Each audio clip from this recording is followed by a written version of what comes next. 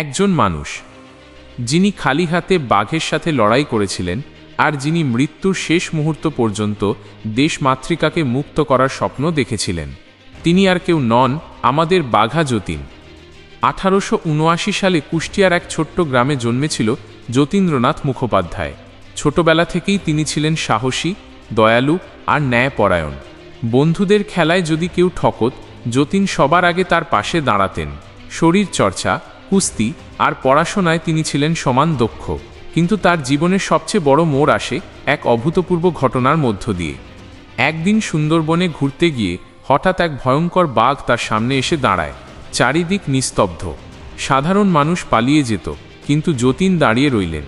বুকের ভেতর জ্বলছিল আগুন, চোখে ছিল অদম্য সাহস।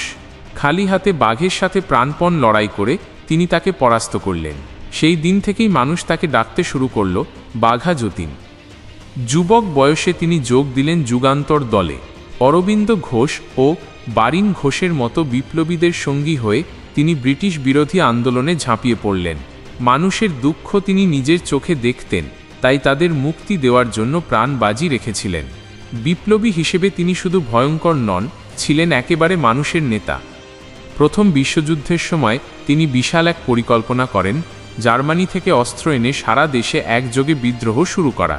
ভাইসরয় হার্ডিঞ্জকে হত্যার চেষ্টাতেও তার ভূমিকা ছিল। তিনি বিশ্বাস করতেন, যদি গোটা জাতি একসাথে দাঁড়ায় তবে ব্রিটিশরা আর টিকতে পারবে না। ব্রিটিশ গোয়েন্দাদের কাছে তিনি তখন ছিলেন ভারতের সবচেয়ে ভয়ঙ্কর মানুষদের একজন। কিন্তু ভাগ্য সবসময় সাহসীদের সাথে থাকে না।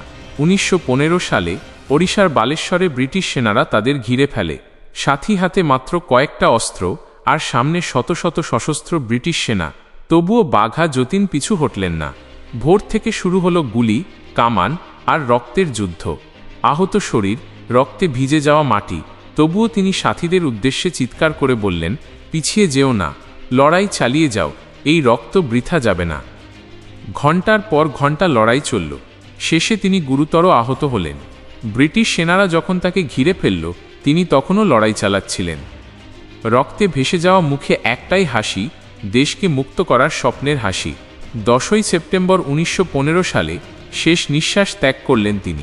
মৃত্যুর আগে তার শেষ কথা, আমরা মরে যাচ্ছি, কিন্তু আমাদের রক্ত একদিন ভারতের স্বাধীনতার পথ খুলে দেবে। আজও বাঘা যতীনের নাম শুনলেই আমাদের বুক ভরে ওঠে গর্বে। তিনি ছিলেন সাহসের প্রতীক, আত্মত্যাগের প্রতীক আর সত্যিকারের দেশপ্রেমের প্রতীক। বন্ধুরা, আজকের দিনে আমরা কি পারবো তার মতো দেশপ্রেমিক হতে? আমরা কি পারবো নিজেদের স্বার্থ ভুলে দেশের জন্য একসাথে দাঁড়াতে? আপনার মতামত কমেন্টে জানান। আর যদি বাঘা যতীনের এই অনুপ্রেরণাময় কাহিনী ভালো লেগে থাকে, তবে লাইক, শেয়ার আর সাবস্ক্রাইব করতে ভুলবেন না।